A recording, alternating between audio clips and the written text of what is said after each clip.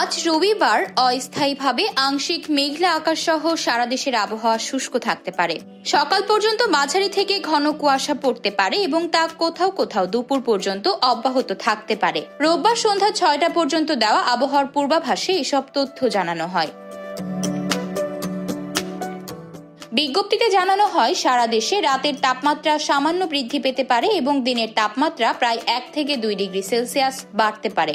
এছাড়া অস্থায়ীভাবে আংশিক মেঘলা আকাশ সহ সারা দেশের আবহাওয়া শুষ্ক থাকতে পারে। মধ্যরাত থেকে সকাল পর্যন্ত সারা দেশে মাঝারি থেকে ঘন কুয়াশা পড়তে পারে এবং তা কোথাও কোথাও দুপুর পর্যন্ত অব্যাহত থাকতে পারে বলে জানিয়েছে বাংলাদেশ আবহাওয়া অধিদপ্তর।